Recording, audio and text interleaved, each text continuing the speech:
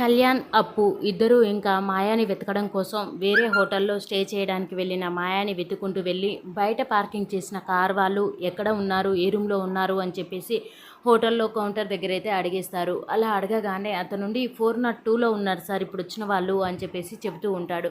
అలా చెప్పగానే కళ్యాణ్ ఇంకా అప్పు ఇద్దరూ కలిసి ఆ రూమ్లోకి అయితే వెళ్తారు. వెళ్ళగానే ఆ రూమ్ ఖాళీగా ఉండి ఉంటుంది. అదేంటి ఈ రూమ్లోనే ఉన్నారని చెప్పారు కదా, ఖాళీగా ఉందేంటి, ఇంకెక్కడైనా దాక్కున్నారా అని చెప్పేసి బాత్రూమ్ డోరు అవన్నీ అయితే తీసి అలా చూస్తూ ఉంటారు అప్పు, కళ్యాణ్. అలా చూస్తున్న సమయంలోనే వాళ్ళు మెయిన్ డోర్ తీసుకురావడం గమనించిన వాళ్ళు వెంటనే డోర్ అయితే లాక్ చేసేస్తారు. ఆ డోర్ లాక్ చేసింది ఎవరో తెలియదు కానీ అరే అని చెప్పేసి గట్టిగా అరుస్తూ ఉంటుంది అప్పు.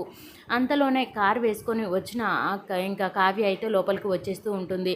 ఇంకా లాక్ చేసిన డోర్ని అయితే ఇంకా తెరుస్తారు. తెరవగానే కళ్యాణ్, అప్పు అందులో నుంచి రావడం చూసి మీడియా వాళ్ళైతే టకాటకా వచ్చేసి ఇంకా వాళ్ళ దగ్గర పెట్టేసి ప్రశ్నల మీద ప్రశ్నలు వేస్తూ ఉంటారు. ఇంకా కళ్యాణ్ అప్పుతో హోటల్లో స్టే చేస్తున్నాడు అని చెప్పి క్రియేట్ చేస్తారు. ఇంకా అంతలోనే అక్కడికైతే అనామిక, ధాన్యలక్ష్మి ఇద్దరు వచ్చేసి ఇంకా అక్కడ నిలబడతారు. వీళ్ళు పక్కా ప్లాన్ ప్రకారం వచ్చేసి అక్కడ నిలబడి వింత ప్రశ్నలు వేస్తూ ఉంటారు. ఇంకా అంతలోనే ఇంకా మీడియా మొత్తం సోషల్ మీడియాలో హల్చల్ చేస్తూ ఉంటుంది. ఇంకా దుగ్గిరాల ఇంటి వారసుడైన కళ్యాణ్ ఇంకా పెళ్ళైనాక కూడా అప్పుతో కలిసి ఇలా హోటల్లో దొరికాడు అని చెప్పేసి చెప్పగానే ఆ టీవీ చూస్తున్న అలా ఇక్కడ ఉన్న కనకం, మూర్తి ఇద్దరు షాక్ అయిపోయి అలా నిలబడి చూస్తూ ఉండిపోతారు. ఎందుకంటే అప్పు అలాంటిది కాదు, అలా స్టే చేయడం ఏంటి అని చెప్పి వాళ్ళు షాక్లో ఉండిపోతారు. కానీ ఇంకా కళ్యాణ్, అప్పు ఎందుకు వెళ్ళాల్సి వచ్చింది, ఏమింటికి వెళ్ళాల్సి వచ్చింది అనే సంగతి ఇంకా దుగ్గిరాల వారి ఇంటికి వచ్చేస్తారు. మరి ఆ సంగతి వాళ్ళకి చెప్పేస్తారా, మరి ఇక్కడ ఏం తెలుసుకోవడం కోసం అక్కడికి వెళ్ళారన్న సంగతి కావ్య అయినా నోరు విప్పి చెబుతుందా?